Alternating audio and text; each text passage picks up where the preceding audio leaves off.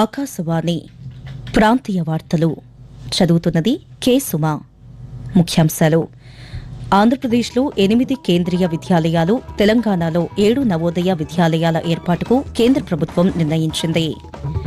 ఆంధ్రప్రదేశ్లోని ప్రభుత్వ పాఠశాలల్లో ఈరోజు తల్లిదండ్రులు, ఉపాధ్యాయుల సమావేశాలు నిర్వహిస్తున్నారు. బాపట్లలో జరిగే కార్యక్రమంలో ముఖ్యమంత్రి, మానవ వనరుల అభివృద్ది శాఖ మంత్రి పాల్గొంటారు. రాజకీయ ఒత్తిడి, పైరవీలకు తావు లేకుండా పరిపాలన అందిస్తున్నామని తెలంగాణ ముఖ్యమంత్రి ఏ రేవంత్ రెడ్డి తెలిపారు. రాష్ట్రంలో భూములకు సంబంధించిన ప్రతి సమస్యను రెవెన్యూ సదస్సుల ద్వారా పరిష్కరిస్తామని ఆంధ్రప్రదేశ్ రెవెన్యూ శాఖ మంత్రి అనగాని సత్యప్రసాద్ వెల్లడించారు. తెలంగాణలో గ్రూప్ 1 నోటిఫికేషన్ రద్దు కుదరదని సుప్రీంకోర్టు స్పష్టం చేసింది. నోటిఫికేషన్ రద్దు, మెయిన్స్ వాయిదా వేయాలని కోరుతూ వేసిన పిటిషన్ను కొట్టివేసింది. వార్తల వివరాలు: దేశవ్యాప్తంగా కొత్తగా 85 కేంద్రీయ విద్యాలయాలు, 28 నవోదయ విద్యాలయాలను ప్రారంభించాలని కేంద్ర ప్రభుత్వం నిర్ణయించింది. ఈ మేరకు నిన్న జరిగిన కేంద్ర ఆర్థిక వ్యవహారాల మంత్రివర్గ సమావేశంలో పలు కీలక నిర్ణయాలు తీసుకున్నారు. సమావేశం అనంతరం మంత్రివర్గ నిర్ణయాలను కేంద్ర సమాచార ప్రసార శాఖ మంత్రి అశ్విని వైష్ణవ్ వెల్లడించారు. ఆంధ్రప్రదేశ్లో 8 కేంద్రీయ విద్యాలయాలు, తెలంగాణలో 7 నవోదయ విద్యాలయాలను ఏర్పాటు చేయనున్నామని తెలిపారు. ఆంధ్రప్రదేశ్లోని అనకాపల్లి, చిత్తూరు జిల్లాలోని వలసపల్లె, సత్యసాయి జిల్లాలోని పాలసముద్రం, ఉమ్మడి గుంటూరు జిల్లాలోని తాళ్లపల్లె, రొంపిచెర్ల, ఉమ్మడి కృష్ణా జిల్లాలోని నందిగామ, నూజివీడు, నంద్యాల జిల్లాలోని డోన్లో కేంద్రీయ విద్యాలయాల ఏర్పాటుకు కేంద్ర ప్రభుత్వం ఆమోదం తెలిపింది. తెలంగాణలోని జగిత్యాల, నిజామాబాద్, కొత్తగూడెం, మేడ్చల్, మహబూబ్ నగర్, సంగారెడ్డి, సూర్యాపేటలో నవోదయ విద్యాలయాలను ఏర్పాటు చేయనుంది. ప్రభుత్వ పాఠశాలల్లో విద్యా ప్రమాణాలను మెరుగుపరచడమే లక్ష్యంగా విద్యార్థులు, తల్లిదండ్రులు, ఉపాధ్యాయుల సమావేశాలను ఆంధ్రప్రదేశ్ ప్రభుత్వం నిర్వహిస్తోంది. బాపట్ల పురపాలక ఉన్నత పాఠశాలలో ఈ రోజు జరిగే కార్యక్రమానికి ముఖ్యమంత్రి నారా చంద్రబాబు నాయుడుతో పాటు మానవ వనరుల అభివృద్ది శాఖ మంత్రి నారా లోకేష్ హాజరు కానున్నారు. రాష్ట్ర వ్యాప్తంగా 45,094 ప్రభుత్వ, ఎయిడెడ్ పాఠశాలల్లో ఈ కార్యక్రమం కొనసాగుతుంది. ఈ కార్యక్రమంలో తల్లిదండ్రులను, ఉపాధ్యాయులను, విద్యార్థులను ఒకే వేదిక మీదకు చేర్చి లోటుపాట్లను చర్చించి వాటి పరిష్కారానికి చర్యలు తీసుకోవడం, ఒక్కొక్క విద్యార్థి ప్రగతి నివేదిక ఆధారంగా వెనుకబడిన సబ్జెక్టులను గుర్తించి మెరుగుదలకు ప్రత్యేక శ్రద్ధ తీసుకుంటారు. సమావేశం అనంతరం విద్యార్థులు, తల్లిదండ్రులు సహపంక్తి భోజనాలకు అధికారులు ఏర్పాటు చేశారు. ఆర్థికాభివృద్దితో పాటు పర్యావరణ పరిరక్షణకు దోహదపడే ఇంధన సామర్థ్య ఉపకరణాల వినియోగాన్ని ప్రోత్సహిస్తామని ఆంధ్రప్రదేశ్ ఇంధన శాఖ ప్రత్యేక ప్రధాన కార్యదర్శి కె విజయానంద్ తెలిపారు. కేంద్ర ప్రభుత్వ రంగ సంస్థ energy efficiency services limited EESL సహకారంతో ఊర్జావీర్ కార్యక్రమాన్ని కృష్ణా జిల్లాలోని పోరంకిలో ఈ రోజు ప్రారంభిస్తున్నామని వెల్లడించారు.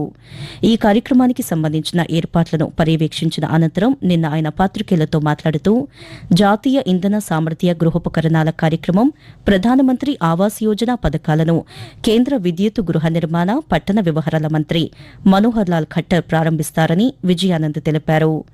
ఊర్జావీర్ పథకం కింద ప్రజలకు ఇంధన సామర్థ్య ఉపకరణాలను అందుబాటులోకి తెచ్చేందుకు 112,000 మంది ప్రైవేట్ రిజిస్టర్డ్ ఎలక్ట్రీషియన్ల సేవలు వినియోగించుకోవాలని ప్రభుత్వం నిర్ణయించిందని చెప్పారు.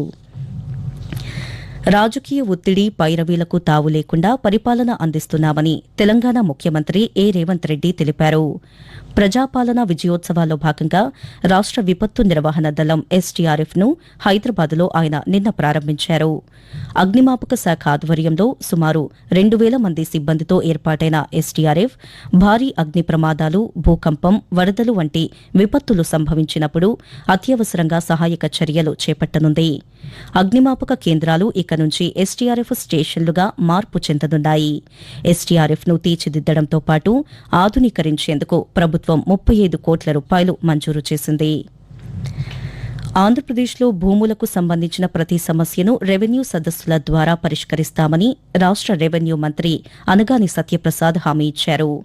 నిర్దేశిత గడువులో భూ సమస్యలు పరిష్కారం కాకున్నా ప్రజలు ఆందోళన చెందాల్సిన పనిలేదని తెలిపారు. బాపట్ల జిల్లా రేపల్లె మండలం పేటేరు గ్రామంలో నిన్న జరిగిన రెవెన్యూ సదస్సులో ఆయన మాట్లాడుతూ అధికారులు ప్రజల నుంచి అందిన అర్జీలను వెంటనే పరిశీలించి వారికి న్యాయం చేయాలని ఆదేశించారు. సమస్యలపై నిర్లక్ష్యం వహిస్తే కఠిన చర్యలు తీసుకుంటామని మంత్రి తెలియజేస్తూ దురాక్రమణకు గురైతే నష్టపోయిన వద్దరికి న్యాయం జరిగే విధంగా గ్రామ పెద్దలతో మాట్లాడి కానీ సమస్య తీర్తే వారికి కూడా సమయం కేటాయించి వారితో కూడా చర్చించే విధంగా, అంటే ఒక గ్రామ పెద్ద చేయాల్సిన పని కూడా ఈరోజు రెవెన్యూ డిపార్ట్మెంట్ చేయాల్సిన అవసరం ఉంది. సరే రెవెన్యూ సమస్య కదా అని ఒకటి రెవెన్యూకి సంబంధించినవి కాదు, మీకు వేరే సమస్యలు ఉన్నా కూడా తప్పకుండా అవి కూడా తీసుకుంటారు. కాగా రాష్ట్ర వ్యాప్తంగా నిర్వహించిన 645 రెవెన్యూ గ్రామ సదస్సులకు తొలి రోజు 11,857 అర్జీలు వచ్చాయని మంత్రి సత్యప్రసాద్ తెలిపారు. వీటిలో 152 అర్జీలపై అక్కడికక్కడే చర్యలు తీసుకున్నామని వెల్లడించారు. ఆకాశవాణి ప్రాంతీయ వార్తలు వింటున్నారు.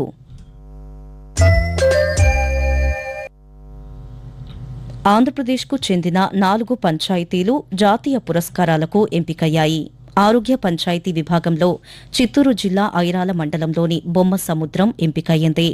తాగునీటి వసతి సమృద్దిగా ఉండే పంచాయతీల్లో అనకాపల్లి జిల్లా నక్కపల్లి మండలం న్యాయంపూడి, పరిశుభ్రత పచ్చదనంలో అదే జిల్లా అనకాపల్లి గ్రామీణ మండలంలోని తగరంపూడి, సామాజిక న్యాయం భద్రతా విభాగంలో ఎన్టీఆర్ జిల్లా చందర్లపాడు మండలం ముప్పాళ్ల పంచాయతీ జాతీయ అవార్డులకు ఎంపికయ్యాయి.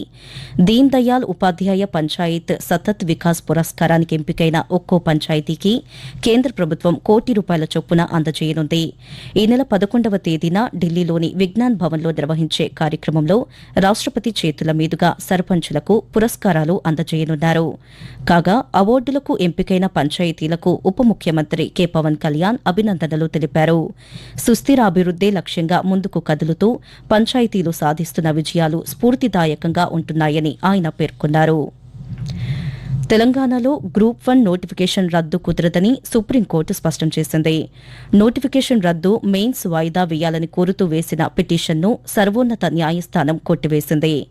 కొత్త నోటిఫికేషన్ చట్టవిరుద్దమని కొందరు అభ్యర్థులు గతంలో హైకోర్టులో పిటిషన్ దాఖలు చేశారు. ప్రిలిమ్స్లో 14 తప్పులున్నాయని పిటిషన్లో పేర్కొన్నారు. గ్రూప్ 1 మెయిన్స్ వాయిదా వేయాలని హైకోర్టును కోరారు. అభ్యర్థుల పిటిషన్ను హైకోర్టు కొట్టివేసింది. హైకోర్టు తీర్పును సవాల్ చేస్తూ అభ్యర్థులు సుప్రీంకోర్టును ఆశ్రయించారు. ఈ పిటిషన్పై విచారణ జరిపిన జస్టిస్ నరసింహ నేతృత్వంలోని ధర్మాసనం నిన్న తీర్పును వెలువరించింది. పిటిషనర్లు మెయిన్స్కు ఎంపిక కానందున మెయిన్స్ పరీక్ష వాయిదా వేయాల్సిన అవసరం లేదని స్పష్టం చేసింది. ఆంధ్రప్రదేశ్లో ఈ ఏడాది జూన్ నెలకు ముందు అనధికారికంగా నిర్మించిన భవనాలు, లేఅవుట్లపై ఏ విధమైన చర్యలు తీసుకోవాలనే విషయంపై త్వరలోనే చర్చించి నిర్ణయం తీసుకుంటామని రాష్ట పురపాలక పట్టణాభివృద్ది శాఖ మంత్రి పి నారాయణ తెలిపారు. నెల్లూరులోని వివిధ లేఅవుట్లను అధికారులతో కలిసి పరిశీలించిన అనంతరం నిన్న ఆయన పాత్రికేయులతో మాట్లాడారు. భవన నిర్మాణాలను తరచూ పరిశీలిస్తామని, నిబంధనలకు విరుద్దంగా నిర్మిస్తుంటే కూల్చివేస్తామని హెచ్చరించారు.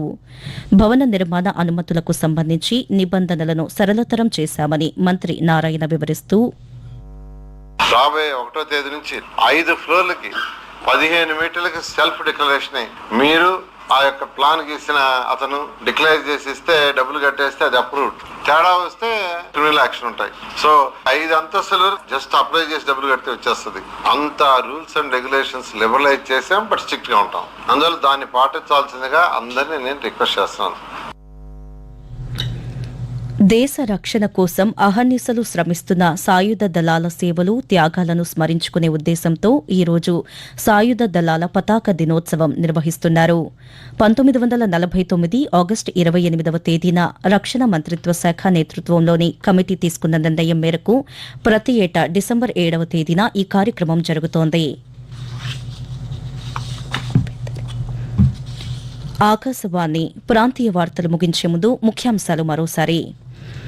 ఆంధ్రప్రదేశ్లో 8 కేంద్రీయ విద్యాలయాలు, తెలంగాణలో 7 నవోదయ విద్యాలయాల ఏర్పాటుకు కేంద్ర ప్రభుత్వం నిర్ణయించింది.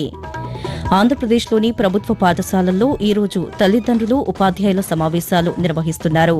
బాపట్లలో జరిగే కార్యక్రమంలో ముఖ్యమంత్రి, మానవ వనరుల అభివృద్ది శాఖ మంత్రి పాల్గొంటారు.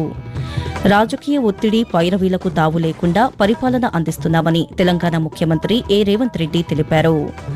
రాష్ట్రంలో భూములకు సంబంధించిన ప్రతి సమస్యను రెవెన్యూ సదస్సుల ద్వారా పరిష్కరిస్తామని ఆంధ్రప్రదేశ్ రెవెన్యూ శాఖ మంత్రి అనగాని సత్యప్రసాద్ వెల్లడించారు. ఆకాశవాణి ప్రాంతీయ వార్తలు ఇంతటితో సమాప్తం.